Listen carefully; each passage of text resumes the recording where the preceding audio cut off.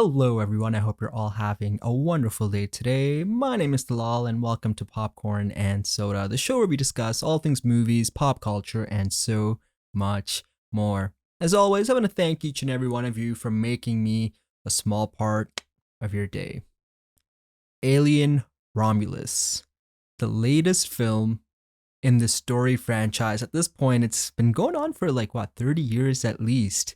And the Alien franchise is one of those film franchises that just refuses to die, for better or for worse.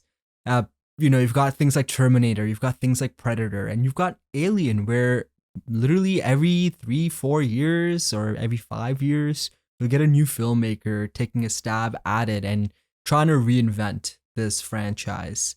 So, what did I think of the brand new iteration, this new reimagining of the alien world, where it is trying to establish new, vibes of the film, a new identity of the franchise, but it still stays very true to the original Alien, in which it goes back to its roots almost. So, this movie, it's an interesting movie, and I'll tell you why. And it's very interesting for me because to me, I feel like the Alien franchise, it's almost the same movie every single time. That's how I feel it. It's not a franchise that I truly love or, admire that, oh, it's a new Alien movie coming out, let's go see it. I wouldn't personally consider myself the massive Alien fan, but I did have a really good time with a lot of different Alien movies throughout the years. So Romulus is a story that is a brand new story set in this world in which you have a group of friends, scavengers, pilots that are living in this world, led by the very talented Cailee Spaeny, who plays the main character of Rain. And Rain has this automated robot named artificial intelligence, I guess, named Andy, who's almost like her brother. And the whole sole purpose of Andy is to serve Rain's needs and do what's best for her. So, like every Alien movie, it kind of starts off with the main character of the movie trying to get off this planet in which they just work, work, work. It's kind of like set in the future, and something happens in which she's not able to get off the planet, and that is where she gets pretty much back into touch with a group of friends that she has that have their own, ship, and they have their own crew. So it's very much, that group of young, good-looking people that are just trying to, be rebellious and get off this planet.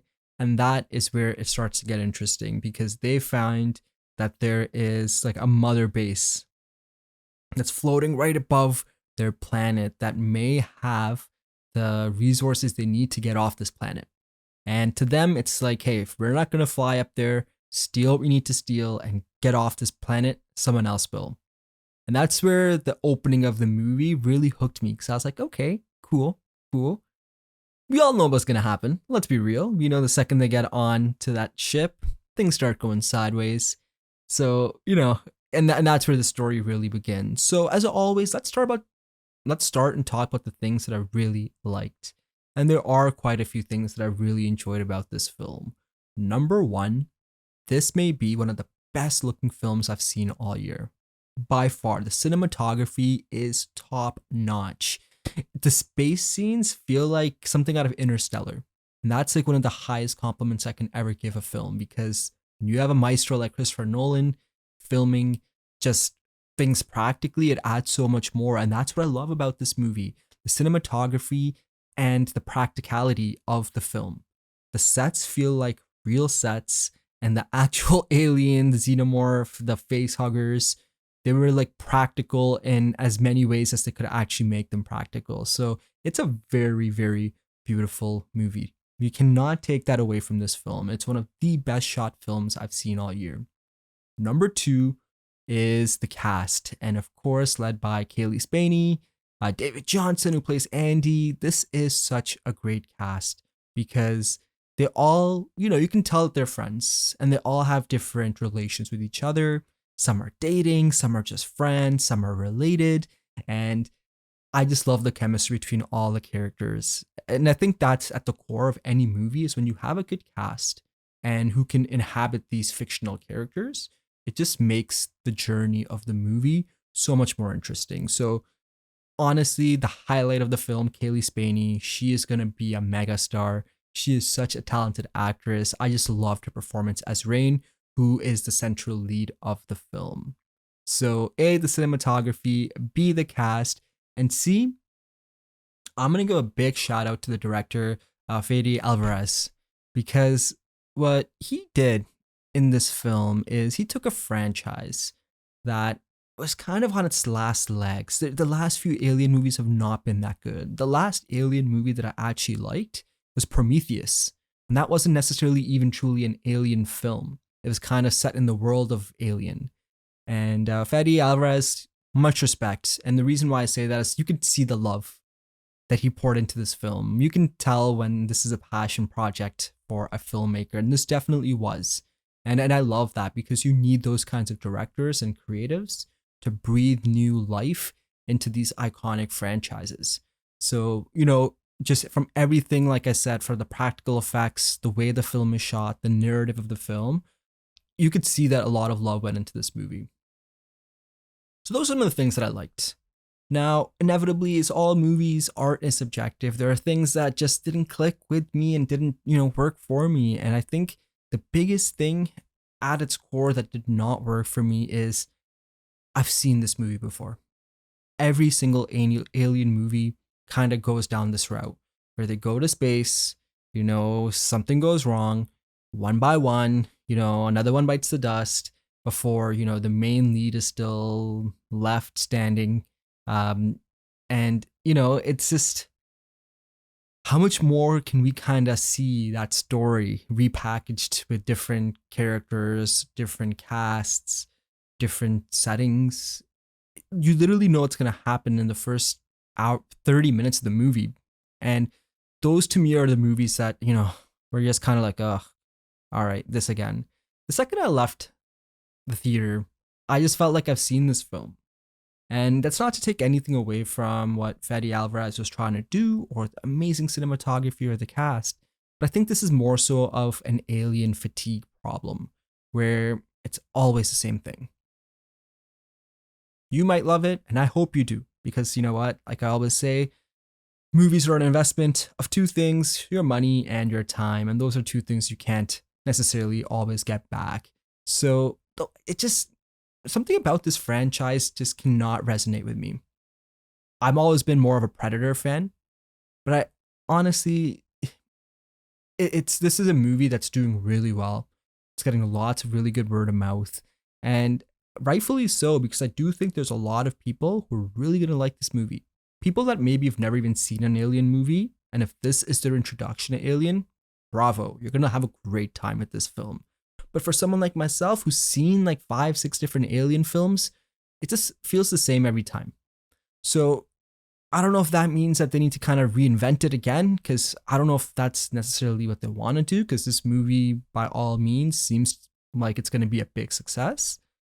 Or does that mean you kind of wait a little more and you kind of let this movie breathe, this franchise breathe, and bring it back into the cinema world when there's an idea that's not going to feel like the same.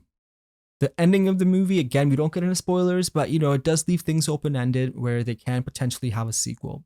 So, it's going to be a movie that's going to be A, for diehard Alien fans, and B, it's going to be for a lot of new fans that are really enjoying it for the first time, watching some sort of an Alien film. There's some crazy scenes in this film that are really like, closing your eyes, like the gore and just the graphic nature of the face huggers and all of that. There's a couple of scenes that really, really tested me where I'm like, oh man, I don't want to see this. And there's one scene in particular which was like, whoa, I can't believe they actually went there. But they did. And it was just, I don't want to say I was turned off by it, but I was like, whoa, respects. Like, Fede, respects to you for taking that next step and taking the film in that direction in that one scene. But, the movies that I really enjoy, I found, are the ones that stick with me after I've done watching it. You know, maybe it's just later that day I'm still thinking of it, the next day I'm thinking of it. But this film kind of just came and went. Like an hour later, I was like, not even thinking about it. And it's a shame because I think there's a lot of really good things in this movie, but I just think the overall story is just something I've already seen. So it made it a little difficult for me to really enjoy it. So, what did I think of this film overall? Do I think it's for you? And you guys know me. I don't do a star rating, I don't do a number. For me, it's broken down into 3 categories. Is this a movie theater movie that you want to go see in the theaters? 2, is this a streaming movie where you can kind of wait till it comes out on streaming and watch it on a Friday, Saturday night, or whatever?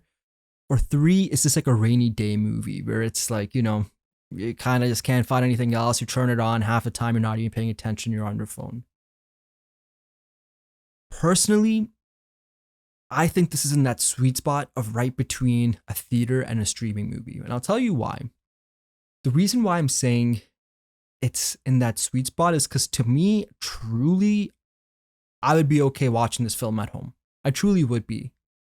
But what I will say is the cinematography is so dang beautiful in this film. Like, this movie feels grand. And I think these kinds of movies are meant to be seen on the biggest screen. I watched it in IMAX and I loved it. I thought it was an amazing, amazing experience. Sound design, the overall film, the score. I loved the theater experience of the film, even if I didn't love the film as much. So if you are on the fence about this film and you feel that, hey, I kind of want to watch this in the theater, I recommend you go watch it in a theater because it's really going to amplify your overall experience. And if you're someone who's like, you know what, I'm not the biggest Alien fan, the last couple movies kind of turned me off, wait for it on streaming. Nowadays, movies come out literally like a month after they're released on streaming. So, you know what? You can always have a great time with this at home as well. So there you have it, guys. That was my review of Alien Romulus. But more importantly, what did you guys think of the film? Comment below and please do share your thoughts because I'd love to hear how you guys feel about this iteration of Alien and where you want to see the future of this franchise go, because there's a lot of open-endedness in this movie in which we can, potentially revisit what happens in the events of this film. As always, thank you so much for watching, guys. Please take a moment to like, share, click subscribe if you haven't already, and I'll see you next time here on Popcorn and Soda.